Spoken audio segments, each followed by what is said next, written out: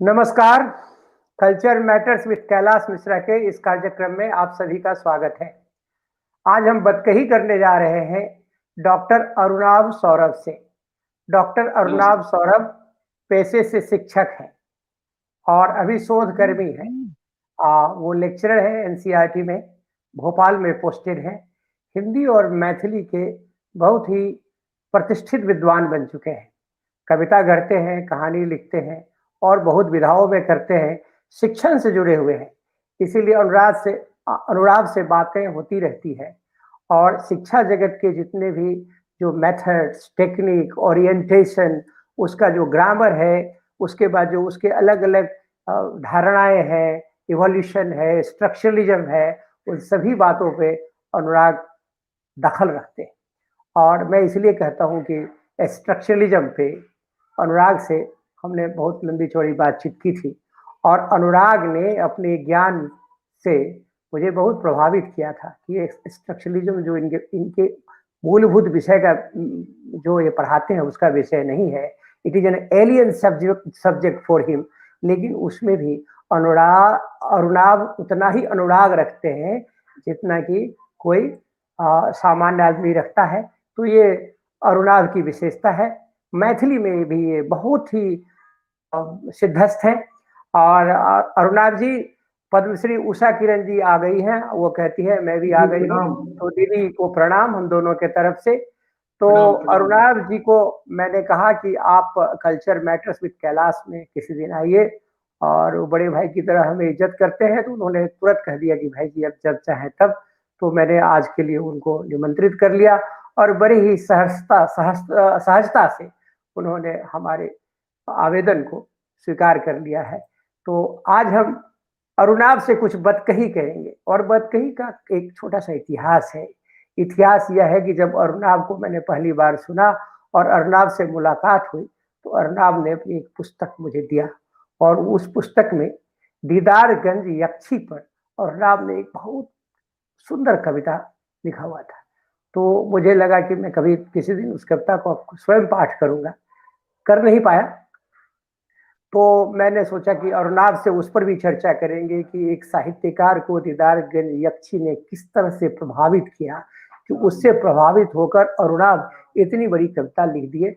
और बहुत ही, मैं आपको कह दूं कि बहुत ही प्रामाणिक और बहुत ही खूबसूरत कविता है। उसको मैंने 3-4 बार पढ़ा है। उसके बाद फिर हुआ कि कुछ हम मैथिली की कविता में जो अरुणाभ इंटरेस्ट लेते हैं उस पर भी बात करेंगे। और आज मैथिली के यात्री और हिंदी के बाबा नागार्जुन की पुण्यतिथि है।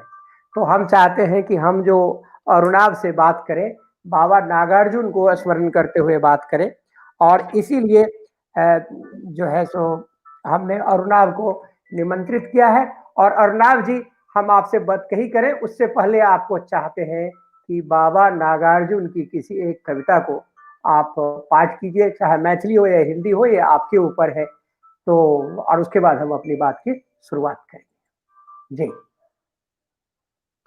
नमस्कार बड़े भाई कैलाश मिश्र जी और यहाँ उपस्थित जितने हमें सुन पा रहे हैं इस कार्यक्रम को, सबको मैं प्रणाम करता हूँ। आज बाबा नागार्जुन की पुण्यतिथि है।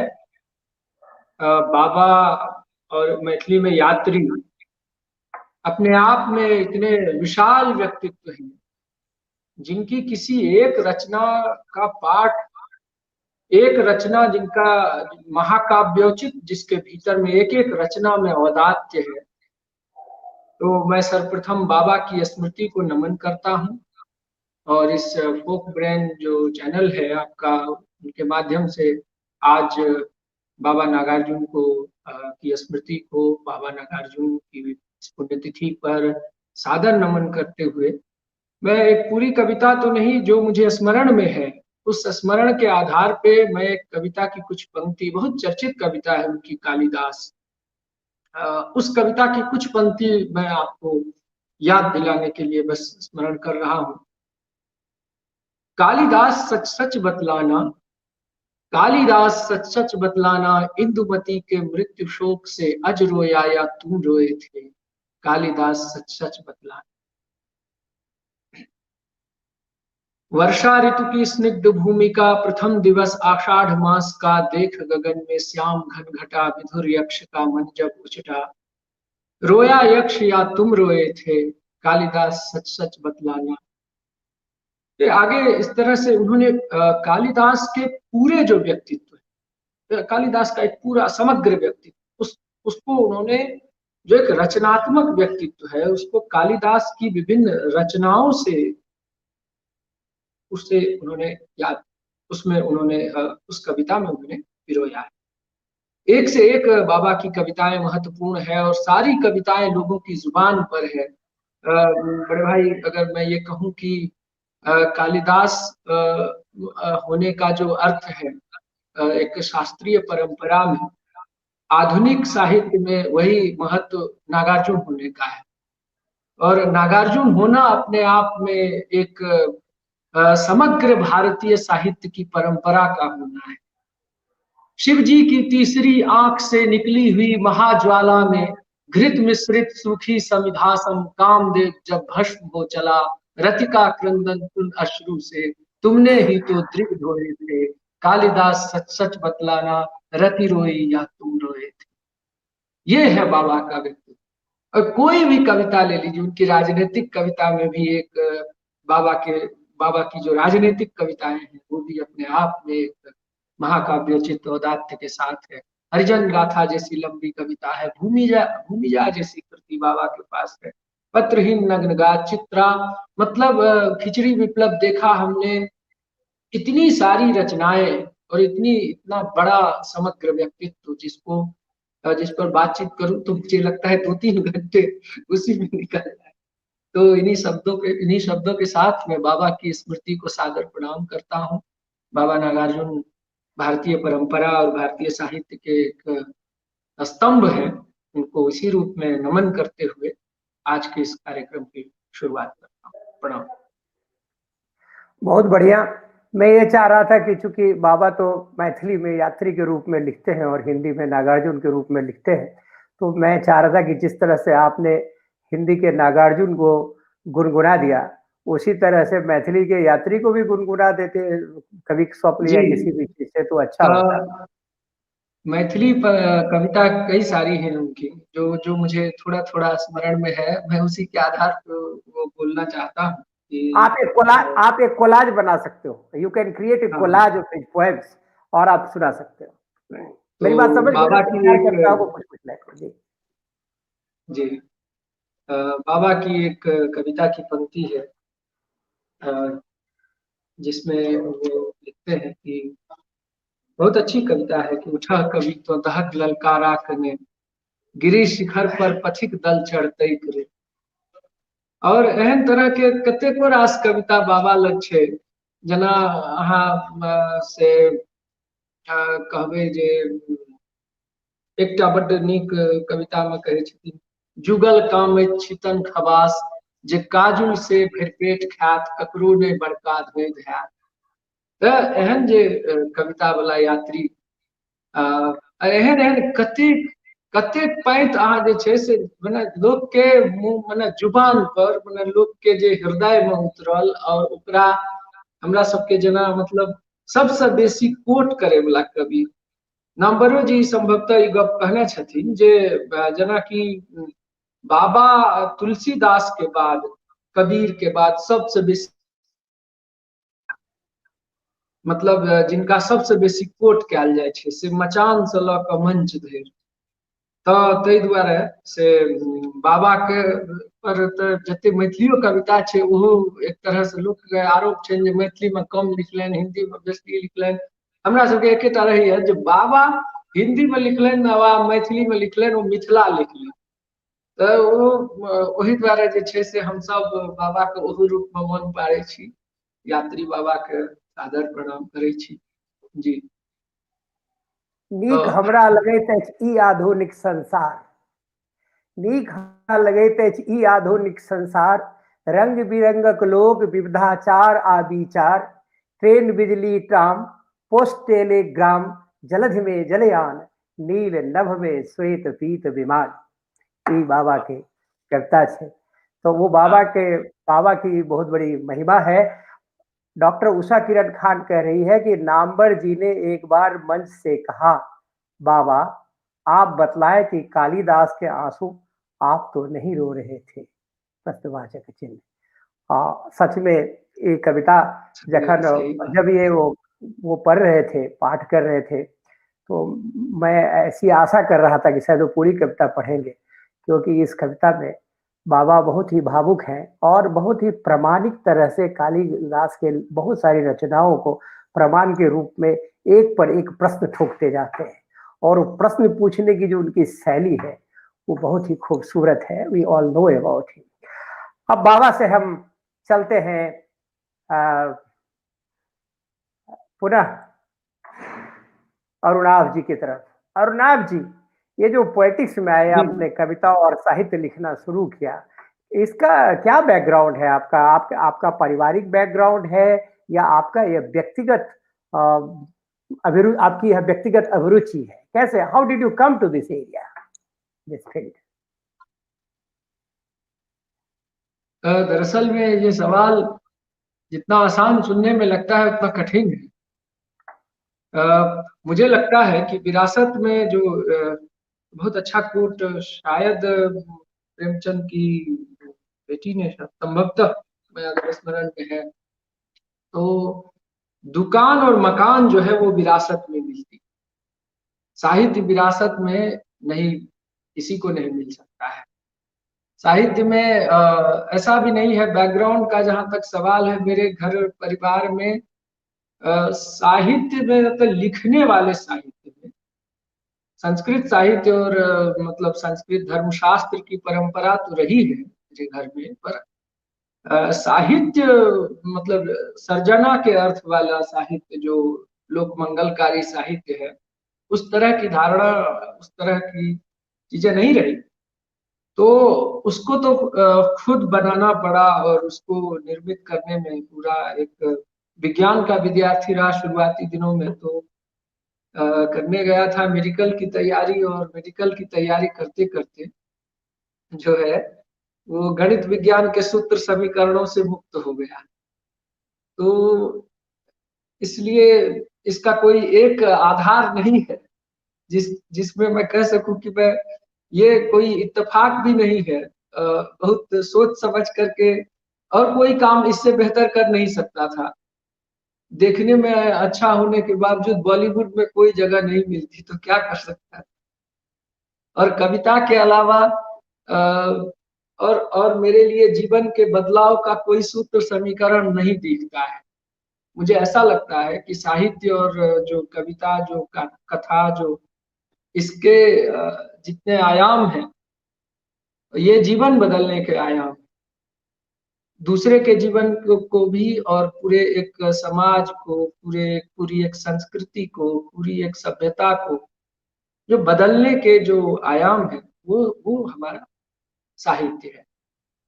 और इसलिए उससे बेहतर कोई जरिया नहीं था। और हमारा जो बैकग्राउंड के बारे में आपने चर्चा की, अलग अलग तरह से, मतलब बीए मतलब इंटरमीडिएट में बायो का विद्यार्थी होने के बाद भी ये सब चीजें जब इससे दूर हुआ, तो फिर बीए के दौरान से ये नहीं था कि कवि बनना है या लेखक बनना है, ऐसा कभी सपने में भी नहीं सोचा था कि आगे चल के साहित्य लिखना है। वो होता गया, और वो अपने आप आगे चल के चीजें बनती जाती है। कभी कभी ऐसा होता है, मुझे अभी भी नहीं लगता है कि मैंने कोई मुझे उस हेमिंगवे के का जो वो जो मास्टरपीस की तलाश है, वो मुझे अभी तक है। और मुझे लगता है कि ये सब कुछ उस मास्टरपीस का रियाज है। तो हम सब लोग एक रियाज की तरह हैं।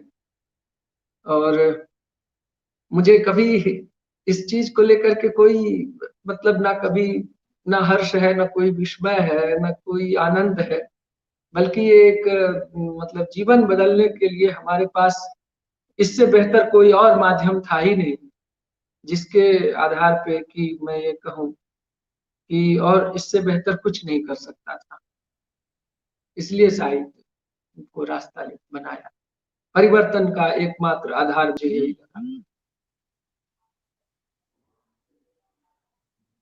ये तो बड़ी अच्छी बातें कही आपने, लेकिन थोड़ा सा डुअलिटी ऑफ माइंड इसमें आ रहा था कि मैं कुछ कर भी नहीं सकता था, बॉलीवुड जा भी नहीं सकता था।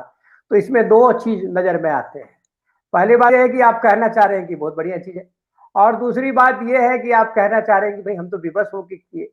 लेकिन जिस अंदाज में आप साहित्य लिखते हैं और जिस तरह से आपकी साहित्य में अभिरुचि है और जो आपकी रचनात्मक शैली है, उसको देख के तो यही लगता है कि जो आपने जो बाद में कहा है, यही हमें सबसे अच्छा तरीका लगा और इसीलिए हमने चूज किया। तो ये बहुत ही बहुत बढ़िया चीज है। और उषा जी कह रही है कि वाह मेरे लाइन पे चल रहे हो। उषा जी साहित्यिक इतिहास की है और साहित्य लिखती है और बहुत ही खूबसूरत साहित्य लिखती है, तथ्यपरक साहित्य लिखती है। साहित्य में इतिहास लिखती है, समाज लिखती है, ऐतिहासिक संदर्भ को लाती है, औरत को लाती है, परंपरा को लाती है, सिद्धांत को लाती है। तो हम आपसे भी इस तरह की कल्पना करते हैं और आप यदा कदा इसको करते भी रहते हैं। तो अब हम चलते हैं आपके उस यात्रा में, जिस यात्रा में आपने जो उसकी रचना की थी दीदारगंज याक्षी की। तो वो मैं कुछ उसके कंटेक्स्ट के बारे में बताइए, और वो तो चूंकि बहुत बड़ी कविता है, तो मैं चाहूंगा कि अगर उसकी कुछ कुछ अंश का आप पाठ कीजिए, क्योंकि आप अब मैं अपने पाठकों को बता दूं, ये अरुणाभ सौरभ अच्छे कवि तो है ही, ये कविता का पाठ भी बहुत ही खूबसूरत ढंग से करते हैं। इनके जो कविता पाठ करने की शैली है, वो बरबस आपको अपनी ओर चुंबक की तरह खींचता है। तो ये इनकी विशेषता है। चलिए अनुराग जी, आप उसके बारे में थोड़ा सा बताइए। और बीच में बता दूं कि उषा जी कहती है कि वो भी मेडिकल से लौट गई थी, वो she was also into the medical science. और उसके बाद वो फिर इतिहास में आती है और इतिहास में बहुत अच्छी है, प्रोफेसर है और बहुत बातें करती है। और साहित्य में तो हम लोग सभी जानते हैं, हिंदी हो या मैथिली हो। तो ये आपने भी अच्छा ही निर्णय किया। वो डॉक्टर तो मिल जाता और भी, लेकिन ये जो अरुणाभ सौरभ साहित्यकार से हम लोग वंचित रह जाते। चलिए बताइए। अब फिर हम आते हैं उस पे क्या कहते हैं, दीदारगंज यक्षी पे। आपने कैसे उसने आपको प्रभावित किया, क्या हुआ, कंटेक्स्ट क्या था? और कंटेक्स्ट के साथ प्रीटेक्स्ट ये है कि आप कविता भी पाठ करें जी। दरअसल में मैं ये बताऊं कि ये जो आद्य नायिका कविता है, जिसको लेकर के लोगों ने, हिंदी के प्राय अच्छे आलोचकों ने, विनोद तिवारी, वैभव सिंह और ये सब जो मतलब आज की पीढ़ी के जो अच्छे मतलब क्रिटिक्स हैं, उन्होंने कहा कि ये अब तक की हिंदी की सबसे लंबी कविता है। तो मुझे ये अच्छा लगा। और उस पर प्रस्तावना में भी जब पक्षधर ने उस अंक के साथ उस कविता को लगाया था, तो उसमें भी विनोद तिवारी जी ने ये बात लिखी थी। आद्य नायिका लिखने के पीछे कोई मतलब बचपन से मैं आपको बताऊं कि जिस नगर में मैं बड़ा हुआ, सहरसा में, तो जिस गांव से मैं चला था, तो वहां नगर में जाने के बाद वो समय था मतलब 96-97 का, जब दीदारगंज की यक्षिणी की एक बड़ी सी प्रतिमा, मतलब कंक्रीट की प्रतिमा बनाई गई मत्स्यगंधा तालाब के बगल में। वहाँ एक बड़े अच्छे डीएम आए थे और उन्होंने, एक अच्छे जिलाधीश थे, जिन्होंने ये निर्णय लिया कि दीदारगंज की यक्षिणी की जो प्रतिमा है, वो तो पटना म्यूजियम में तो प्रतिमा उतनी बड़ी नहीं है। सहरसा में जो मत्स्यगंधा तालाब के किनारे जो दीदारगंज की यक्षिणी की प्रतिमा थी, उसको वो वहां पे बिठाई गई वो प्रतिमा, सीमेंट की। और अनिल पृथ्वी नाम के एक बड़े स्कल्पचरिस्ट थे, जो जो सीमेंट कंक्रीट पर जो काम करते थे, उन्होंने उस प्रतिमा को डिजाइन किया। तो वो जो न्यूड और इतनी खूबसूरत, हालांकि वो तो कॉपी है, लेकिन जो वो मैं बचपन से उसको देखता था, तो वो मेरे दिमाग में उस प्रतिमा का एक, सब दिन से वो एक रहस्य की तरह वो प्रतिमा मेरे दिमाग में। जब मैं धीरे धीरे उस कविता में भी इन सारे प्रसंगों का जिक्र है। जब कविता शुरू ही होती है तो यहीं से शुरू होती है, और धीरे धीरे करके जब मैं कविता लिखने के लिए मतलब लिखने के लिए व्यवस्थित तौर पे आ गया, मतलब कि अब कविता ही लिखनी है, तो 2012 में बनारस फिर से लौटा था पढ़ाई वगैरह करने के बाद, नौकरी करने के बाद। तो एक बिरला छात्रावास जहां हम लोग रहते थे, तो बिरला छात्रावास में 2 बजे रात में मेरे दिमाग में मेरा एक दोस्त वहां था, दो दोस्त थे उस कमरे में। एक ancient Indian history and culture के बड़े मतलब बड़ा अच्छा मेरा मित्र है अनु, वो और एक अभिषेक राय, इन दोनों ने दोनों से मैंने कहा कि मुझे दीदारगंज की यक्षिणी बहुत अभी याद आ रही है, वो प्रतिमा अचानक से दिमाग में आई। फिर मैं आपसे बताऊं कि ये 2012 से शुरू हुई कविता पूरी होती है जाकर के 2016 के दिसंबर में, यानी 4 साढ़े 4 साल की अवधि में ये कविता बनती है। और इस कविता को बनने के दरमियान मैंने एंशियंट इंडियन हिस्ट्री और कल्चर की जितनी किताबें जो मुझे नहीं भी समझ में आती थी, पहली पहली बार मैं इतिहास की ऐसी किताबों से रूबरू हुआ जिसको मैंने कभी नहीं पढ़ा था। जैसे मैं पहली बार मिला था पर से रूबरू हुआ, पहली बार मतलब कि उस कविता को लिखने के क्रम में भारतीय मूर्ति कला का इतिहास, भगवत शरण उपाध्याय की रीडिंग, और जो मिथक और यथार्थ, myths and reality, DD Kosambi, मतलब इन करीब मुझे लगता है कि मैं 24-25 ऐसी किताबें, और बीएचयू की लाइब्रेरी में जा करके, सयाजी राव गायकवाड़ जो सेंट्रल लाइब्रेरी है, वहां से फोटो कॉपी, जेरोक्स कॉपी भारतीय मूर्ति कला, मतलब स्कल्पचर और जो इन सारी चीजों पर इतिहास संबंधी, हिस्टोरियोग्राफी से संबंधी जो चीजें थी, उसकी छाया प्रति मुझे वो अनूप ने दिलवाई, करीब 2000 पन्ने। फिर मैं आपसे बताऊं कि पटना म्यूजियम में जब गया, तो बिहार रिसर्च सोसाइटी में, ये 2015 की बात है, अपने भैरव लाल दास जी और जो शिव कुमार मिश्र जी हैं, इन्होंने कई सामग्री दी दीदारगंज की यक्षिणी पर। तो वो कविता मतलब बचपन से उस कविता को लिखने का एक वो था कि मतलब वो सॉरी वो प्रतिमा दिमाग में थी, और जब कविता लिखने के लिए थोड़ा आगे बढ़ रहा था तो वो प्रतिमा दिमाग में आई, और फिर उस प्रतिमा के लिए मुझे एंशियंट इंडियन हिस्ट्री में जाना पड़ा।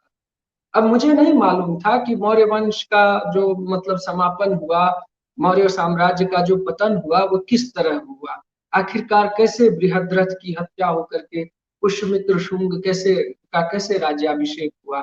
और ये जो धम्म वगैरह की बात आती है, बुद्धा जो, इसमें मैंने आपको मैं बताऊं कि जो बौद्ध साहित्य है, बहुत सारे बौद्ध साहित्य, कुमारलात की कल्पना मंडितका ग्रंथ को खोजने के लिए मुझे बहुत जगह भटकना पड़ा।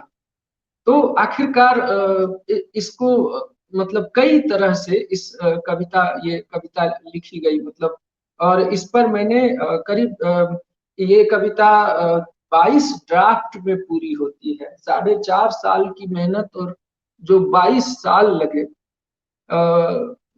मैं एंशियंट इंडियन हिस्ट्री के बारे में क्या कहूँ, जब आप स्वयं यहाँ पर उषा दीदी हैं, जब उषा किरण खान के सामने में, पद्मश्री उषा किरण खान के सामने में मैं एंशियंट इंडियन हिस्ट्री पे तो कुछ नहीं कहूंगा, लेकिन इस कविता ने, इस मूर्ति ने, इस मूर्ति कला का जो इसका जो शिल्प है, इसने मुझे बहुत सारे अध्ययन भी कराए, और उसने मेरी दृष्टि खोली। सच पूछिए तो ये कविता मैंने कविता की तरह तो लिखी, लेकिन मैं उस सारे जॉनर में गया जिससे कि मैं खुद बहुत लाभान्वित हुआ इस कविता से। मैं मतलब इतिहास के उन उन फील्ड्स में गया, द्विजेंद्र नारायण झा को पढ़ा, मैं श्रीमाली साहब की रीडिंग पढ़ी, मैंने कई लोगों की जो प्राचीन भारत में जो काम है उसको देखते, पढ़ते, सुनते, वासुदेव शरण अग्रवाल की चीजों को देखते, यक्ष संस्कृति को देखा, यक्ष संस्कृति पर अलग अलग से अध्ययन किया। कई इतिहास के ऐसे टेक्स्ट थे जो यक्षिणी वगैरह पर अच्छा काम था, उन सब को देखते हुए ये कविता पूरी तरह से तैयार होती है। यक्षिणी जो पात्र है, इस पर बहुत सी कविताएं आपको मिल जाएगी। विभिन्न भारतीय साहित्य में मैंने ये भी पता लगाया कि करीब, मुझे ये लग रहा था कि आद्य नायिका ऐसा है कि इस पर तो ढेर सारी कविताएं लिखी गई है, और ये ऐसा ना हो कि ये मतलब नोटिस से बाहर चली जाए, क्योंकि हिंदी में तकरीबन 2017 में ही 7-8 लोगों की यक्षिणी पर कविता आती है, और पटना के तो कई कवियों ने यक्षिणी पे लिखा है। तो ये 2016 में पूरी हुई, और 2017 में जब इसका दीदारगंज की यक्षिणी की मूर्ति का 100वां साल था, तो पक्षधर ने कहा कि संपादक ने यह निर्णय लिया कि इसको उसी समय में निकालना है। बहुत सोच समझ करके उन्होंने उसको निकाला। फिर आपको बताऊं कि पटना के कई कवि हैं हिंदी में, विनय कुमार जी हैं, उनकी रचना है। फिर आपके शहंशाह आलम हैं, उन्होंने दीदारगंज की यक्षिणी पे संभवतः लिखा है। फिर राजकिशोर राजन ने इस पे लिखा है। और मतलब और अगर आप मैथिली में भी देखेंगे, तारानंद वियोगी की एक कविता है दीदारगंज की यक्षिणी, मतलब विद्यानंद जी ने इस कविता, लेकिन मेरी योजना दूसरी। और उषा किरण खान ने भी दीदारगंज की यक्षिणी पर एक हाँ कविता लिखी। उषा हाँ। किरण खान की भी एक तो कविता है। विभिन्न भारतीय हाँ जी, बताइए। और मेरा जो कॉन्टेक्स्ट था सर, मेरा कॉन्टेक्स्ट ये था कि मुझे इसके बहाने एंशियंट इंडियन हिस्ट्री में जाना है। ये पूरी कविता काल चक्र से ये चली जाती है, काल में घुस जाती है, मौर्य काल में प्रवेश हो जाता है। बहरहाल मुझे लगता है कि इस बातचीत को जिस तरह से ये कविता जहां से जाती है, वहीं से मैं इसका पाठ करता हूँ।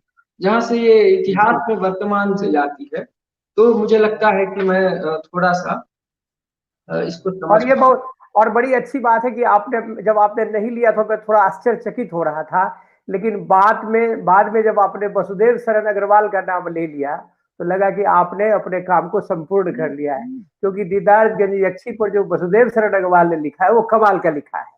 कमाल। और एक बात और बता दूं कि दीदारगंज यक्षी बहुत रेयर ऑब्जेक्ट है कि एक मूर्ति पर बहुत। किसी ने पूरा लेक्चर करवाया हो। हमने डॉक्टर संजीव कुमार सिंह से इस प्रोग्राम को देख भी रहे हैं, नेशनल म्यूजियम में वो बहुत बड़े अधिकारी हैं, और उनसे मैंने निवेदन किया था कि दीदारगंज यक्षिणी पे आप एक सोलो लेक्चर दीजिए, तो वो दिए थे। और उन्होंने एक बात कहा था, आपसे बताया भी था कि दीदारगंज यक्षिणी का मतलब है कि वह भारतीय सौंदर्य का ग्रामर है। और ग्रामर इसीलिए कि बिल्कुल। उसके जिस अंग को देख लीजिए, जिस बॉडी के जिस हिस्से को देख लीजिए, सुंदरता की जो परिभाषा है, उसका जो डेफिनेशन है, उसका जो डेफिनिट आइडेंटिफिकेशन है, वो वहीं से शुरू होता है। तो बस यही कह रहा था। वो उषा जी कह रही है कि एक छोटी सी कविता लिखी है, कविता बड़ी हो या छोटी, वो आपने लिखा है एक सही बात है। और वे भी करिए कि हाँ, कला की समझ वासुदेव शरण अग्रवाल से अधिक किसे है। बिल्कुल सही है। कपिला जी हमारी सही बात। बॉस हुआ करते थी और उनके गुरु थे, तो हमेशा उनके बारे में बहुत सारी वो अपनी जो उनकी जो यात्रा है, उनके जो संस्मरण है वो सुनाती रहती थी। जी आप बोलिए। तो ये आपने बिल्कुल सही बात कही कि भारतीय सौंदर्य शास्त्र जो है, भारतीय सौंदर्य शास्त्र का पूरा व्याकरण दो प्रतिमा पर आधारित है। आप बेहतर उसको ये कह सकते हैं, एक तो शाल भंजिका और एक दीदारगंज की यक्षिणी। True true. ये दोनों मतलब उसका मतलब एस्थेटिक्स का वो पूरा ग्रामर है। सही, आपने बिल्कुल बहुत परफेक्ट बात कही कि ये इंडियन एस्थेटिक्स का ग्रामर है। और मैं बस अब इसमें इसको, और उस प्रतिमा को जो सहरसा में जो प्रतिमा बनाई गई उतनी खूबसूरती के साथ सीमेंटेड, उसको मैंने देखा कि कोई उस पर गोबर लगा दिया, उसके अंगों पर किसी ने मतलब पान गुटखा फेंक दिया। ये मुझे बचपन में इतना खराब लगता था, हालांकि मैं ये मानता था कि ये गंदी है, मतलब नंगी प्रतिमा क्यों बना दी गई। जितनी मेरी बाल मन की समझ थी उससे मैं ये समझता था कि ये खराब बात है, ऐसे नहीं बनाना चाहिए था। लेकिन जब मैं देखता था कि इतनी सुंदर प्रतिमा है और इस पर कोई इसके अंगों के साथ इस तरह से दुर्व्यवहार, तो मुझे ऐसा लगा कि हमारे समाज में कला को लेकर के कितनी, बाद में जब मुझे समझ में आई कि हमारा समाज किस तरीके से कलाहीन समाज है, और हमारा समाज किस तरीके से कला की इज्जत नहीं करता। तो हाँ, उषा जी बहुत अच्छी बात कर रही है, साल भंजिका भी यक्षिणी ही है जी, बिल्कुल। अ, तो मैं ये दो उदाहरण से यहाँ से शुरू करता हूँ। बरसों बाद उस प्रस्तर प्रतिमा के निकट जाकर उसे छूने को आगे हाथ बढ़ाता हूँ कि पटना के संग्रहालय में पहुंच जाता हूँ, जहां चंवर धारिणी पॉलिश धारी चमकदार प्रतिमा का एक हाथ टूटा हुआ है। उसके शरीर को तराश कर बनाए गए स्तन छूने को हाथ बढ़ाता हूँ और टकराते हैं हाथ। झंझनाहट होती है पूरी देह में और इतिहास का पहिया घूम जाता है तेजी से। समय का पहिया घूमता घूमता मुझे घुमा देता है अंधेरे वर्तमान से प्रकाशमान भूत की ओर। इतिहास ग्रंथों के पात्रों के बीच खोते हुए सुनहरे अतीत में, मौर्य काल में, मगध में, पाटलिपुत्र में, जहां सब कुछ सुव्यवस्थित है। हर व्यवस्था की अपनी एक और व्यवस्था है। इस एक और व्यवस्था में या तो अवान्तर कथा है या षड्यंत्र, भोर सांझ रात। वहीं उसी सांझ पाटलिपुत्र का सूरज बिछुड़न के दर्द को पीकर काला होता पर गेरुआ होकर विलीन हो गया। उसी सांझ पंछी घोंसले में हर सांझ की तरह लौट रहे थे और उसी सांझ माल मवेशी की घंटी की टुनटुनी सन लौट रहे थे कृषक। और उसी सांझ हम तुम अंतिम बार मिले थे और कभी मिलने की आशा नाम मात्र बची थी। और मौर्य काल की सबसे सुंदर प्रतिमा के निकट आ जाता हूँ, जहां यक्षिणी तुम मेरी प्रतीक्षा में हो और मैं रत्नों से भरे थाल को तुम्हारी ओर बढ़ाता हूँ। छूट जाता है तुम्हारे हाथ से वह थाल। झन की आवाज के बाद तुम्हारे हाथ से छूटे हुए उस थाल के बिखरे रत्नों को समेटकर तुम्हारे हाथ के पहले आभूषण केयूर वलय को उतार कर हौले हौले बहती हवा में कक्ष का पट्ट बंद कर देता हूँ और तुम दीपक की लौ बुझा देती हो। रत्नों के प्रकाश से जगमग रात में देखो मुझे, निकट से देखो यक्षिणी। मैं मैं तुम्हारा यक्ष, जन्म जन्मांतर से तुम्हारा प्रेमी, तुम्हारा परम।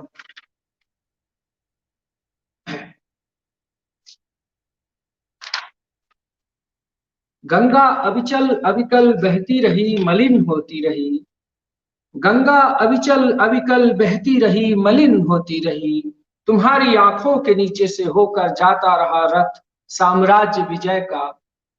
तुम्हारी स्मृतियों से बसाया गया नगर एक पाटलिपुत्र, जहां तुम्हारी पलकों के उठने गिरने से बनती बिगड़ती रही सत्ता। नथ की झुनकी पर थिरकता रहा राजधर्म। तुम्हारे घने केशों को लहराते देख पाटलिपुत्र में छाते रहे मेघ और पाटलिपुत्र से देखकर ही गर्जन ताल सीखता रहा। तुम्हारी गर्दन नीलग्रीवा बहिर्कंठे, जिससे एक तान में गाती तुम, पावन बना दो हे देव सविता और उदित होगा सौभाग्य सूर्य। मूंगों की छवि वाले तुम्हारे ओष्ठ, जिसको देखकर सिकुड़ जाए पद्म पंखुड़ी। मणिकांति जड़ित दंत पंक्ति की मुस्कान देखकर चमकता रहा सूर्य। इंद्रनील मणियों की सी किरण कांति से दीप्त तुम्हारे अरुण कपोल, तुम्हारे स्तन जैसे धारित्री पृथ्वी। तुम्हारे हाथ, दोनों हाथ संसार को वश में करने में सक्षम। तुम्हारी नाभि जैसे हवि। तुम्हारे घुटने पर पुखराज की दो टुकड़ियां। तुम्हारे पांव आलक तक लगे पांव, पांव की मंगल छाप से रंग दो पाटलिपुत्र। तुम मौर्य काल की सबसे सुंदर प्रतिमा, जिसकी निर्बंध सुंदरता के आगे वैशाली की आम्रपाली तुच्छ है। चाणक्य की चतुराई व्यर्थ है, व्यर्थ धनानंद, व्यर्थ मुद्रा राक्षस, व्यर्थ चंद्रगुप्त, निरर्थक अजात शत्रु का अखंड साम्राज्य, निरर्थक बिंबिसार, निरर्थक बिंदुसार, निरर्थक सम्राट अशोक, निरर्थक बुद्धत्व, निरर्थक मौर्य काल, तुम्हारे होठों के कोर से आती क्षीण हंसी रेखा के आगे फीका है धम्मम शरण। कुलवधू नहीं, नगर वधू नहीं, परिचारिका नहीं, नट्टिनी नहीं, यक्षिणी हो तुम दीदारगंज की, जिसे देख देख कर शैशव से यौवन गति तक बढ़ता ही रहा पाटलिपुत्र। काल से निडर निर्भय निर्भ्रांत, मगध की राजधानी पाटलिपुत्र, मगध की राजधानी पाटलिपुत्र।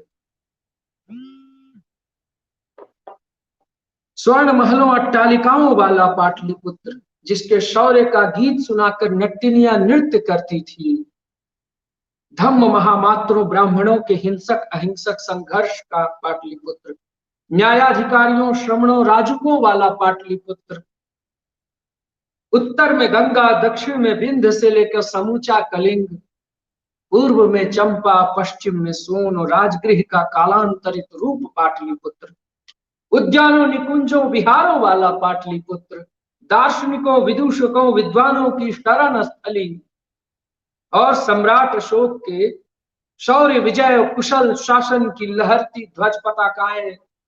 जिस नगर में सूर्य तब अस्त होता था जब पाटलिपुत्र स्वयं चाहता हो। दिव्यावदान महाग्रंथ की बौद्ध गाथाओं से पूछो, दिव्यावदान महाग्रंथ की बौद्ध गाथाओं से पूछो। सर्वास्तिवादी विनय से, दीर्घागम से, उदान से, स्थिर गाथा से, बौद्ध चर्याओं के नियम, कुमारलात की कल्पना मंडितिका में देखो। क्या पाटलिपुत्र दुर्बल उत्तराधिकारी के प्रभाव में नष्ट हुआ है, या प्रतिज्ञा दुर्बल सम्राटों ने निर्बल निष्क्रिय बना दिया पाटलिपुत्र, और विश्व का प्राचीनतम और ऐतिहासिक नगर इतिहास में ही सिमट कर खो गया। अन्यथा सभ्यता की प्राचीनता और भव्यता में, अन्यथा सभ्यता की प्राचीनता और भव्यता में एथेंस रोम कहां टिक पाता पाटलिपुत्र के आगे। तुम्ही ने कहा था यक्षिणी कि पाटलिपुत्र बौद्धों ब्राह्मणों के सत्ता वर्चस्व की नीति और षड्यंत्रों से तबाह हुआ।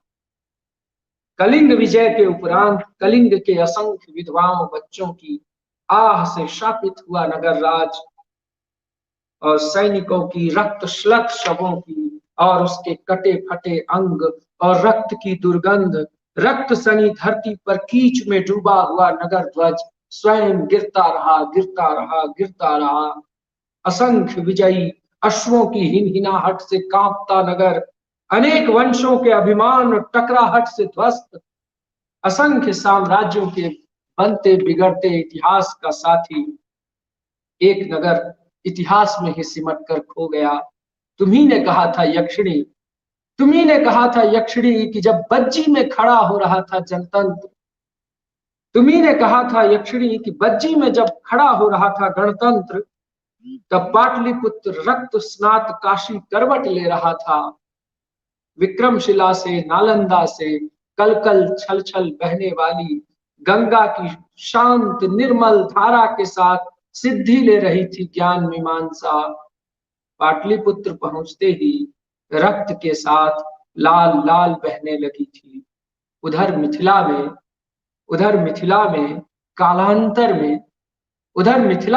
कालांतर में संपूर्ण कलाओं के साथ आकार लेता रहा सूर्य, और अनगिन कलाओं के साथ अनगिन दर्शन विकसित होते रहे, और पाटलिपुत्र में हत्याओं षड्यंत्रों के नए नए आख्यान रचते गए।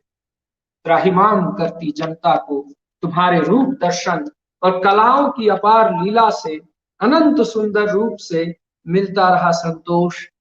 रूप के साथ मिलती रही शांति, रूप की शांति। तुम्हारा नृत्य देखने का, तुमसे परिचार का सौभाग्य सुख सम्राटों को ही मिलता हो। तुम्हें परिचारिका बनाना अपनी क्षमता का अतिक्रमण है। तुम यक्षिणी हो मेरी, जिसकी काया के रूप दर्शन मात्र से विस्मृत होती है वे स्मृतियां जिसमें बसा है हत्याओं षड्यंत्रों का एक नगर पाटलिपुत्र, जो देश समाज को सम्मोहित आतंक से डराता रहा है, जहां जनता के मन बुद्धि विचारों पर अधिकृत हो गई सत्ता और अपनी तांत्रिक कला क्रिया से निरंतर सम्मोहित करती रही और अपनी उपलब्धियां गिनाती रही सत्ता, जिसकी आलोचना जिसकी आलोचना राजद्रोह है और राजद्रोह का परिणाम प्राणदंड है। मार दिए गए असंख्य विचारक, दार्शनिक, कलाकार और उनके घरों को उनकी किताबों के साथ जला दिए गए। हत्याएं होती रही विचारों की और फपक फपक कर सुबक सुबक कर रोता रहा पाटलिपुत्र। अध जला अध मिटा वर्तमान के साथ मुझे सब याद है। तुम्ही ने कहा था यक्षिणी, तुम्ही ने कहा था यक्षिणी, और तुम्हारी अनंत सुंदरता पर मुग्ध होकर पाटलिपुत्र तुम्हारे नाम कर दूं तो पैरों से ठोकर मार देना राजधानी को, क्योंकि यक्षिणी, दीदारगंज की यक्षिणी, तुम हो तो ये पाटलिपुत्र है, तुम हो तो ये पाटलिपुत्र है, तुम नहीं हो तो पाटलिपुत्र एक दुर्घटना है जिसका नाम पटना है।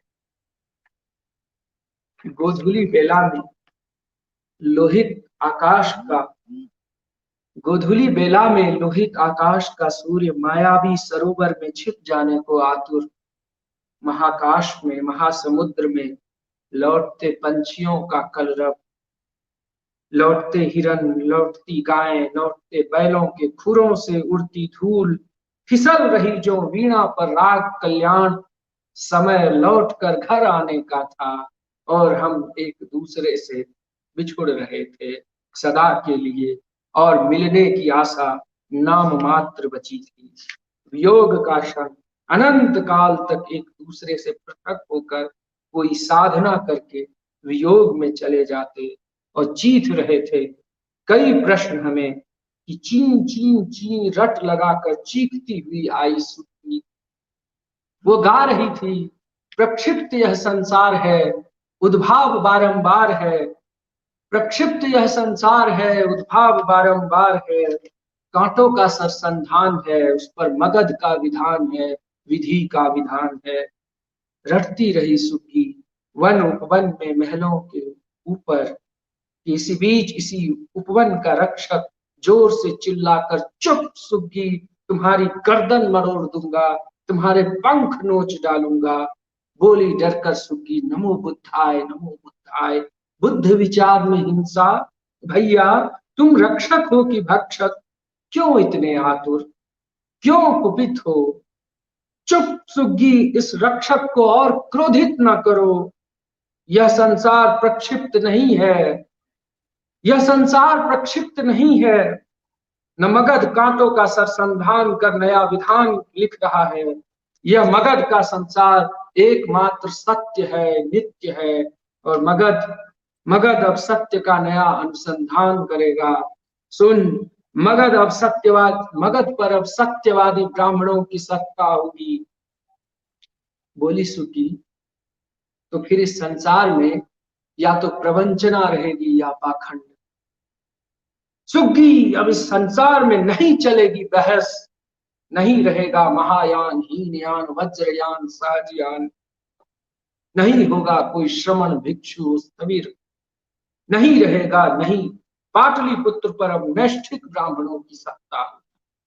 योग गुरु पतंजलि के शिष्य महान वीर योद्धा मगध सेनापति पुष्यमित्र होंगे सम्राट। कल सुबह होते ही होगा राज्याभिषेक। बोली सुग्गी, और सम्राट बृहद्रथ।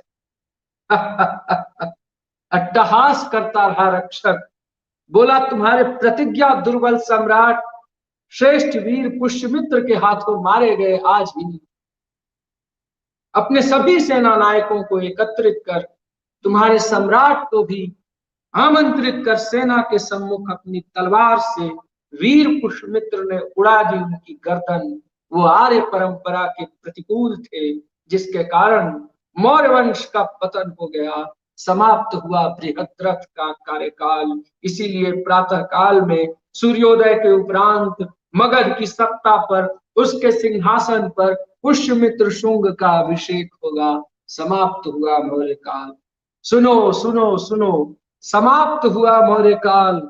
सुनो सुनो, प्रातः काल सूर्योदय के प्रातः काल सूर्योदय के उपरांत मगध के स्वर्ण सिंहासन पर नए सम्राट पुष्यमित्र शुंग का अभिषेक होगा। सुनो सुनो सुनो, राजकीय आदेश है, सुनो, राजकीय आदेश है, सुनो। जो बौद्ध भिक्षुओं का कटा हुआ मस्तक लाएगा उसे असंख्य स्वर्ण मुद्राएं दी जाएंगी। नहीं, ची ची करती रही सुग्गी। अनर्थ, अन्याय, नए सम्राट, अत्याचार, नए सम्राट। न करो, न करो, तुम्हें तुम्हारा भगवान बुद्ध बुला रहा है।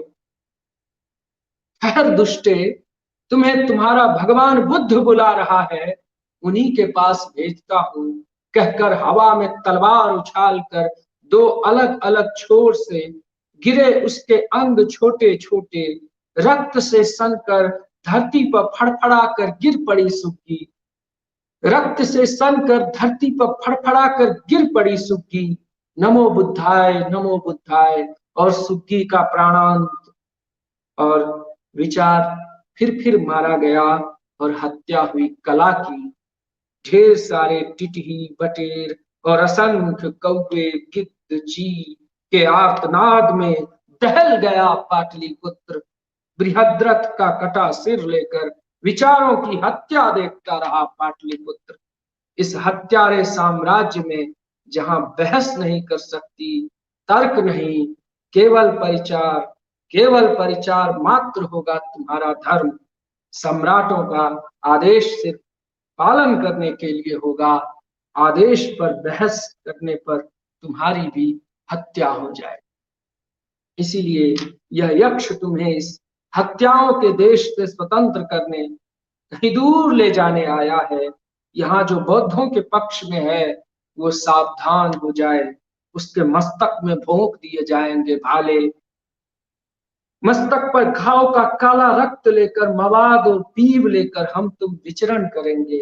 अब पाटलिपुत्र में राजधर्म नहीं रहेगा, केवल कुतर्क, षड्यंत्र, अविचार, अविवेक और हत्या चलती रहेगी। रहेगा पाखंड और मगध वंश से, और मगध से विलुप्त हो जाएगा मगध। विचारहीन, दिशाहीन, कलाहीन, तर्कहीन, अब कुख्यात अपराधियों का नर्तन होगा। समय की मांग है, जो तर्क करेगा उसकी हत्या होगी। पलायन नहीं, आत्मरक्षा के निमित्त विवेक सम्मत निर्णय, राजधर्म के विपरीत विवेक से काम लेकर दूर चलो पाटलिपुत्र से। अब पाटलिपुत्र राजधानी नहीं रहेगी, विदिशा होगी, अखंड भारत की राजधानी, मध्य भूभाग का नगर विदिशा। एक इसका छोटा सा अंश जो मैं चाह रहा हूं कि वो जरूर पढ़ूं। आपने अभी तक कितने अंश पढ़े? अभी तक इसके हमने 2 अंश पढ़े। और कितने अंश रह गए? इसमें तो दादा ये कविता 12 खंडों में है। तो उसमें कितना खंड पढ़ चुके हैं आप? अभी तक मैंने आधा और डेढ़ डेढ़ खंड पढ़ा है।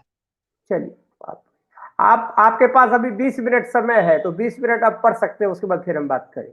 आपको जो नहीं, जो छोड़ना है मैं 8 से 9 मिनट पढ़ूंगा, क्योंकि 7 बजे से पहले मुझे इसको ये करना होगा। ठीक है, ठीक। 7-8 मिनट में आपका और लूंगा। जी जी, लीजिए लीजिए। तो इसका एक हिस्सा वो उषा जी कह रही थी कि पटना वाला प्रसंग को फिर से आप पढ़ दीजिए। उषा जी कह रही थी कि वो मैं उनका स्टेटमेंट बताता हूँ, वो सी हैज सजेशन फॉर यू। वो कह रही थी कि पटना वाले को फिर से पढ़ दो एक बार, ऐसा कह रही थी। अच्छा, हाँ, तो उसी को पढ़ देता हूँ। हाँ, वो कह रही थी कि वो दुर्घटना और पटना का पाठ पुनः करो, ऐसा वो कह रही थी। अच्छा, दुर्घटना और पटना वाला अंश, क्योंकि उषा जी दुर्घटना और पटना दोनों को देख रही होंगी, हम लोगों से ज्यादा निकट से और लंबे समय से अनुभव कर रही होंगी। तो उनके इस आदेश को मैं आशीर्वाद स्वरूप ग्रहण कर रहा हूँ। तो उसी को मैं उस अंश को देखता हूँ। ढूंढिए, जब तक ढूंढिए तब तक मैं आपको एक आध लोगों की का कमेंट सुनाता हूँ, आप ढूंढते रहिए। डॉक्टर जी अंजलि हाँ, कुमार झा कह रहे बिल्कुल। हैं कि इतिहास के आईने में यक्षिणी के शाश्वत अप्रतिम सौंदर्य और सत्ता के मद में भक्ति समाज का जीवंत दर्शन करा दिया चंद पंक्तियों में आपने। वाह, ये कह रहे हैं। हमारे एक बहुत बड़े कलाकार हैं, उनका नाम है ये हरीश धवन, वो कह रहे हैं जी। अत्यंत ही खूबसूरत। और जो अश्वनी कुमार जी ने जो उसको कहा, उस बात को वो उस बात का समर्थन कर रही हैं पद्मश्री उषा किरण खान जी की। Yes, you have done that job. जी, चलिए, अब वो पटना का पुनर्पाठ कर दीजिए, पटना और दुर्घटना जी। ठीक है। तुम्हारा नृत्य देखने का, तुमसे परिचार का सौभाग्य सुख सम्राटों को ही मिला हो। तुम्हें परिचारिका बनाना अपनी क्षमता का अतिक्रमण है। तुम यक्षिणी हो मेरी, जिसकी काया के रूप दर्शन मात्र से विस्मृत होती है वे स्मृतियां, जिसमें बसा है हत्याओं और षड्यंत्रों का एक नगर पाटलिपुत्र, जो देश समाज को सम्मोहित आतंक से डराता रहा है, जहां जनता के मन बुद्धि विचारों पर अधिकृत हो गई सत्ता, और अपनी तांत्रिक कला क्रिया से निरंतर सम्मोहित करती रही, और अपनी उपलब्धियां गिनाती रही सत्ता, जिसकी आलोचना राजद्रोह है, और राजद्रोह का परिणाम प्राणदंड है। मार दिए गए असंख्य विचारक दार्शनिक कलाकार, मार दिए गए असंख्य विचारक दार्शनिक कलाकार, और उनके घरों को उनकी किताबों के साथ जला दिए गए। हत्याएं होती रही विचारों की, और फफक फफक कर, सुबक सुबक कर रोता रहा पाटलिपुत्र, अध जला अध मिटा वर्तमान के साथ। मुझे सब याद है, मुझे सब याद है। तुम्ही ने कहा था यक्षिणी, और यक्षिणी तुम्हारी अनंत सुंदरता पर मुग्ध होकर, और यक्षिणी तुम्हारी अनंत सुंदरता पर मुग्ध होकर पाटलिपुत्र तुम्हारे नाम कर दूं, तो पैरों से ठोकर मार देना राजधानी को, क्योंकि यक्षिणी दीदारगंज की यक्षिणी तुम हो तो ये पाटलिपुत्र है, तुम नहीं हो तो पाटलिपुत्र एक दुर्घटना है जिसका नाम पटना है। यही इसका अंश था। जी, अब लास्ट तो वाला जो आप कहना चाह रहे थे सब कीजिए। जी, लास्ट का जो अंश पढ़ना चाहते थे वो पढ़ दीजिए। अच्छा, वो भी पढ़। हम्म। एक तो दादा ये कविता बड़ी बहुत है, और लेकिन इसमें एक चीज आपको मैं एक जानकारी के लिए यहाँ उपस्थित सभी लोगों के लिए बताऊं कि ये कविता अभी आधार प्रकाशन से देश निर्मोही जी ने उसको इसको प्रकाशित किया है, और आपके सामने में बहुत जल्द ये ऑनलाइन माध्यम से भी उपलब्ध रहेगा, जिसे कि लोग ले सकते हैं वहाँ उसके अमेजोन वगैरह से। तो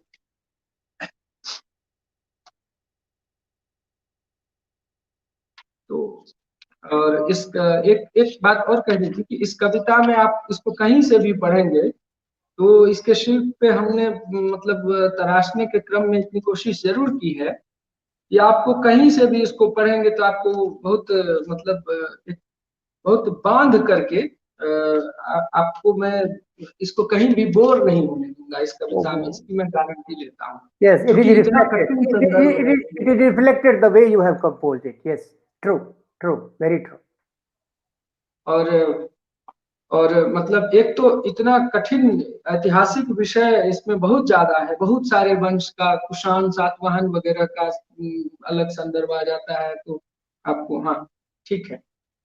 तो मैं थोड़ा सा इसका एक अंतिम अंश जो है वो ताकि वो देख लूं।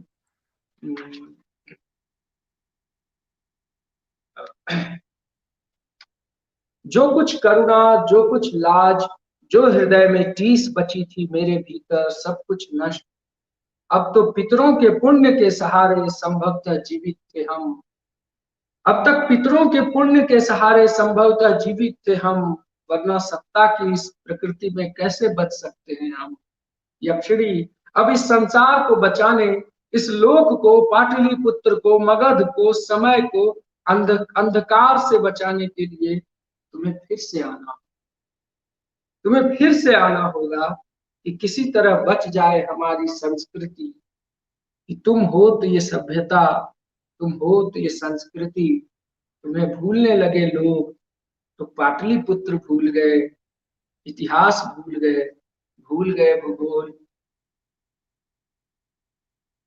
सब कुछ याद रहा, भूल गए पाटलिपुत्र। यक्षिणी आकाश का रंग नीला मेरे सौभाग्य का रंग है, और कि तुम्हारी आंखों से नीला रंग चुरा लेती है धरती, जो आकाश से नीली दिखती है। यहाँ ज्ञान का रंग नीला है, जिसकी स्याही का रंग नीला है, और नीली स्याही से लिखी गई संसार की सारी किताबें। नीलाक्षी हो तुम, तुम्हारी नीली आंखों से नीला दिखता है संसार। कौन कहता है कि हमारे हरे भरे संसार को नील गाय चर गई और फिर विलुप्त हो गई हमारी संस्कृति। इस संसार से टूट गया भरोसा, नष्ट हो गए प्रत्येक संबंध, क्रियाकलाप, प्रत्येक वस्तु, और मंडराते रहे संकट के बादल। उसी संकट के बादल को खेतों में मेघ बनकर बरस जाने का आमंत्रण देंगे। मुक्त कर देना समस्त ग्राम नारियों को, दिला देना उन्हें समस्त अधिकार। और अगर इतिहास को तुम्हारी आंखों से देखने का समय है, तो उसमें सिर्फ मेरी कायरता, मेरी अकर्मण्यता, मेरा कुतर्क। यक्षिणी, दीदारगंज की यक्षिणी, तुम शिव हो, मातृसत्ता, तुमने बांचा है इतिहास, तुम में पूर्ण होती है कथा, पूर्ण कविता, पूर्ण अन्न, पूर्ण जल, पूर्ण यज्ञ, पूर्ण मंत्र, पूर्ण तंत्र, पूर्ण भोग, पूर्ण आस्था, पूर्ण विश्वास, पूर्ण सृष्टि। आओ कि धान के शीश को दुलार करना शेष है, उद्घोष कराए नई सभ्यता का कनेर के फूल से। आओ कि सरसों के पीले पीले फूल से मांगेंगे थोड़ा पीला, भोर के सूरज से मांगेंगे थोड़ा लाल, आकाश से नीला, पानी से पानी, धरती से मटमैला, चिड़ियों से चहकन मांगेंगे, हरियाली से हरा, फूलों से गंध, और फलों से मांगेंगे त्याग। पशुओं से सहनशीलता, पर मनुष्य नहीं। मनुष्य ने अपने सारे तप, साधन, त्याग व्यर्थ किए हैं। मनुष्य यहाँ कोई नहीं है, केवल जाति, केवल धर्म। और लौट जाऊं मिट्टियों के ढेर पर, पाटलिपुत्र में बचाना है पाटलिपुत्र। कि मनुष्यों से विहीन नगर, खंडित विखंडित असृजित, जिसे गढ़ना है फिर से नए संसार को सुंदर बनाने हेतु। केवल तुम हो प्रकृति और पाटलिपुत्र के बीच। तुम हो तो यह धरती, तुम हो तो ये आकाश, तुम हो तो ये संसार, और तुम हो तभी तो इस संसार में रंग बचे हैं सारे। तुम हो तो पाटलिपुत्र, नगर, उद्यान, ध्वज, पताकाएं, साम्राज्य। तुम ही हो कि पाटलिपुत्र जी उठेगा अनंत काल के लिए, क्योंकि तुम्हारे बिना यह एक नगर मात्र का कोलाज। तुम्हारे बिना पाटलिपुत्र स्तूप, बौद्ध विहार, धम्मम शरणम जय घोष, और तुम इस नगर की अदृश्य सत्ता, जिससे नियंत्रित है पाटलिपुत्र और मेरा जीवन। कि अगर जीऊं तो तुम्हारी बाहों में, अगर जीऊं तो तुम्हारी बाहों में, रहूं तो तुम्हारी छाती पर सिर रखकर, और मरूं तो तुम्हारी गोद। धन्यवाद। दादा। हाँ, क्या बात है, क्या बात है। सभी लोगों ने बहुत पसंद किया आपको, और सारे लोग बिल्कुल उस संसार में चले गए थे। आपने जो एक बहुत खूबसूरत काम ये किया कि जो नए युवक लोग हैं, युवतियाँ हैं, जो नए कवि हैं, जो कविता रच रहे हैं, कविता गढ़ रहे हैं, उनको यह सीखना चाहिए आपसे कि कविता गढ़ने से पहले होमवर्क बढ़िया से कर लें। कविता गढ़ने से पहले इतिहास को समझ लें। वस्तु स्थिति का जो मल्टी डायमेंशनल स्टडीज है, उसका अध्ययन कर लें और जब वो अध्ययन करेंगे, तो कविता जो है वह चिल्ला-चिल्ला के कहना प्रारंभ कर सकता है कि देखो ये हूँ मैं, ये है मेरी आइडेंटिटी। और आपने इतिहास को का संदर्भ लेते हुए वर्तमान की भी बात कहने की कोशिश की है। आप कहते हैं ना कि बहुत सही कहा है आपने, मैंने इस कविता को पढ़ा है कि इस कविता को जहाँ से शुरू कर देंगे, वहीं से आप आनंदित होंगे। आपको बोर नहीं लगेगा। There is no sense of discontinuity from any point of the reading from this book. That is the USP, unique selling price of your creative you know excellence. ये जो है वो आपने लोग कह रहे हैं वाह बहुत बढ़िया अद्भुत। हमारा सौभाग्य है कि विनीत जी को आपको देख रहे हैं। तो इस तरह से बहुत सुंदर प्रस्तुति ये है। और हम तो सोच रहे थे कि आपकी मैथिली कविता भी एक आध सुनेंगे। तो अगर आपके पास समय है तो 1-2 मिनट की कोई मैथिली लघु कविता आप सुना दीजिए, तो जो हमने बतकही का है जो एक हिस्सा, क्योंकि इसमें आपके लिए कोई प्रश्न नहीं है। इसमें इसमें बहुत इतिहासकार भी है। Doctor Anjani Kumar Jha is historian. अरे हमारे सैल्यूट करता हूँ। डॉक्टर संजीव कुमार सिंह इज प्रदीप हिस्टोरियन। सर को भी। He is the person who has work extensively on Yakshini. और उन्होंने उस पे लिखा है, उस पे हमारे ही प्लेटफॉर्म पर आके उन्होंने बहुत खूबसूरत लेक्चर दिया। और मैं भूल गया आपको बुलाना, I should have invited you. खैर हम आपको लिंक भेज देंगे, आप देख लीजिएगा। तो वो सारे लोग आपको वाह-वाह कह रहे हैं। तो ये है कि इस कविता में कोई प्रश्न नहीं है, आपको यस ही यस है। तो अगर आप मैथिली का एक आध पढ़ दीजिए 2-3 मिनट का, तो हम थोड़ा-सा और ये संपूर्ण हो जाएगा। ठीक है। मैथिली के एकटा कविता, एगो छोट सनक कविता पढ़ै छी। जी। गजबे समय का मौन पारे। अब इन्हें कहते सब जे इनका में समय बहुत रहे छै, ओहिके लेल हम क्षमा चाहे छी। हमरा समय में जाय में बहुत नीक लागैए। गजबे समय का मौन पारे, ओ सदिखन स्वप्न में हेरेबाक समय छल। ओ सदिखन स्वप्न में हेरेबाक समय छल। ओ ट्रैक सूट हाफ पैंट में घुमबाक समय छल। ओ गामक फील्ड पर चौका छक्का लगेबाक समय छल। ओ अपना के खने सौरभ गांगुली खने सचिन बुझबाक भ्रम छल। ओ करिया गुगल्स पहिर अपना के गामक सबसे पैघ रंगबाज बुझबाक समय छल। ओ पहिल बेर साइकिल चलेबाक समय छल। ओ पहिल बेर साइकिल चलेबाक समय छल। ओ आकाश में उड़ जेबाक समय छल। ओ गामक स्कूल में टिनमा बाकस में बोरा पोथी कॉपी ल जेबाक समय छल। ओ नम्मा दसमा में जीन्स टी शर्ट में ओ नम्मा दसमा में जीन्स टी शर्ट में डाँड़ में थिरनट्टा खोसबाक समय छल। ओ खलनायक वास्तव कारतूस सन फिल्म वाला समय छल। ओ खलनायक वास्तव कारतूस सन फिल्म वाला समय छल। ओ करण अर्जुन कोयला वाला समय छल। ओ अपना के हीरो बुझबाक भ्रम छल। डिप्स मारि मारि आ जांत सिल्ला उठा बॉडी बनेबाक समय छल। ओ जे छल से छल, मुदा बेजोड़ नेनपन वाला गजबे समय छल। ओ अपन कदीमाक लत्ती अपने दबिया से कटबाक समय छल। ओ अपन कदीमाक लत्ती अपने दबिया से कटबाक समय छल। ओ अपन सखी बहिना में काजोल मनीषा पेराला तकबाक समय छल। ओ अपन सखी बहिना में काजोल मनीषा कोइराला तकबाक समय छल। ओ अपन कोठरी में नुका नुका मेडोना ब्रिटनी स्पीयर्सक फोटो कतरबाक समय छल। ओ अपन कोठरी में नुका नुका मेडोना ब्रिटनी स्पीयर्सक फोटो कतरबाक समय छल। ओ एगो गुंधुनी में सदैत रहबाक समय छल। ओ पक्का पर चोर नुकैयाक बहन ने नागदह वाली बेटी रंजुआ के कैस के पझिया लेबाक समय छल। ओ जे छल से छल। गजबे गजबे नेनपन वाला वो बेजोड़ समय छल। धन्यवाद।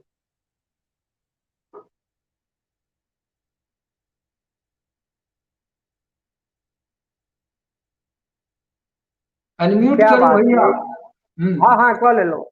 एक इतिहास को आपने इस तरह से, तो एक व्यक्तिगत इतिहास जो है और उसको किस तरह से आपने किया है, वैसे तो ये नॉस्टैल्जिक है, लेकिन इसमें भी तो आपने जो जो कविता गढ़ने की कला है बहुत ही खूबसूरत है। और जो सुन रहे थे उनको लग रहा था कि वो बिल्कुल वो अपने आप को कनेक्ट कर पाए थे। और खासकर जो आपके उम्र के लोग हैं या मेरे भी उम्र के लोग हैं, वो अपनी उस कहते हैं ना वो रील के तरफ बैक जाना और उसमें अपने आप को देखना और अपने आप को कनेक्ट करना, ये आपने बहुत बढ़िया से मैथिली और हिंदी दोनों कविताओं का पाठ किया। बाबा नागार्जुन को आपने याद किया और आपने जो दिलदारगंज या दीदारगंज यक्षिणी या यक्षी का जो आपने बहुत बढ़िया से उसका ये किया, उसके साथ साथ पटना के इतिहास को, मगध की गाथा को, बहुत सारे इतिहास को, बुद्धि के बहुत सारे तंत्र को, कलिंग को और सभी चीजों को याद किया। उसके आपने किस तरह से विदिशा को स्मरण किया कि पटना से क्यों वहां ले जाया जाता है। ये साबित करता है, जो मैंने कहा है कि युवकों को इससे एक प्रेरणा लेने की जरूरत है कि अगर आप साहित्य गढ़ते हैं तो साहित्य पहले पढ़िए, मल्टी डिसिप्लिनरी बनिए। आज के समय में एक विषय पर केंद्रित होकर आप बहुत ही शाश्वत साहित्य का निर्माण नहीं कर सकते। अगर अपने साहित्य में धार लाना चाहते हैं, आप अपने साहित्य से लोगों को जोड़ना चाहते हैं, अपने साहित्य से एक संवाद देना चाहते हैं, एक सूचना देना चाहते हैं, लोगों को बताना चाहते हैं अपनी अहमियत के बारे में, लोगों को बताना चाहते हैं कि आप भीड़ से अलग हैं, तो आपको कुछ ऐसा ही बनना पड़ेगा जो आप बन गए।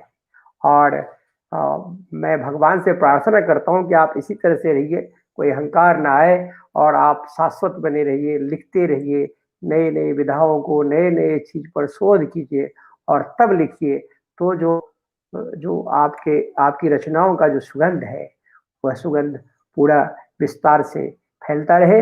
आप सभी लोगों को जो भी हमारे साथ जुड़े हैं उन सभी को बहुत बहुत धन्यवाद। Culture matters with Kailash Mishra में जुड़ने के लिए, इस बतकही में शामिल होने के लिए, अपने विचार देने के लिए, कवि को उत्साहित करने के लिए, उनकी कविता को पसंद करने के लिए, उनकी कविता वाचन को पसंद करने के लिए। और अरुणाभ जी, हम बहुत प्रसन्न हुए कि आपने आकर और जो हमारा प्लेटफॉर्म है इसको आपने सुशोभित किया। Thank you and God bless you. आप सब बड़े भाई कैलाश मिश्र जी और आप सब लोगों ने मुझे इतनी गंभीरता से मतलब इतना लंबा समय लेकर आपने मुझे सुना है, इसके लिए मैं आप सबके प्रति बहुत आत्मा से आभार प्रकट करता हूं और आप सबको प्रणाम करता हूं। पद्मश्री उषा किरण खान जी, अंजलि जी और तमाम लोग जो यहाँ उपस्थित मुझे दिख रहे थे, मैं सबको प्रणाम करता हूं। और ये एक बहुत अच्छा माध्यम है कैलाश भैया का, जो कि अलग अलग जोनर में जा करके ये काम करते हैं। तो ये जो इनका जो मल्टी डिसिप्लिनरी जोनर प्रेम है, ये इसी तरह बना रहे। जिंदाबाद। Thank you and God bless you. ठीक है, कल हम सुनने जा रहे हैं एक ऐसे अंतर्राष्ट्रीय एनजीओ को, संस्था को, जो अलग अलग चीजों में काम करती है। वो अमेरिका की ऑर्गेनाइजेशन है रीड ग्लोबल, और वो एक हेरिटेज की बात करती है, जिसमें मैंने ही शुरू किया था। मैं उनका कंसल्टेंट हूं, उनका नाम है रीड इंडिया। तो राजस्थान में एक जगह है दौसा, और दौसा में एक ठिकाना था जिसको गीजगढ़ ठिकाना कहा करते थे, और वो एक एस्टेब्लिशमेंट था, डिस्ट्रिक्ट एस्टेब्लिशमेंट की तरह राजा का, जो बाद में स्वतंत्रता मिलने के बाद प्रजातंत्र ने उसको समाप्त कर दिया। लोग वहाँ के बिल्कुल अपने सभ्यता संस्कृति से अलग हो गए थे, बाहर चले गए थे। पूरा गांव जो है वो विखंडित गांव बन चुका था और उसको कैसे उस संस्था ने महिलाओं के माध्यम से पुनर्जागृत किया और संस्था पुनः संस्कृतियों का केंद्र बन गया है और किस तरह से लोग उससे जुड़े हैं, इसकी गाथा कि उस संस्था ने 10 साल में किस तरह से एक डिजर्टेड विलेज को पूरा हरित विलेज में, हेरिटेज विलेज में, टूरिज्म में और एक्टिविटीज में कन्वर्ट कर दिया है। इस गाथा को सुनने के लिए हम कल सुनेंगे। आप सभी लोगों का स्वागत है। अरुणाभ जी, फिर से आपको बहुत बहुत धन्यवाद। God bless you. फिर कल मिलते हैं। Thank you. नमस्कार।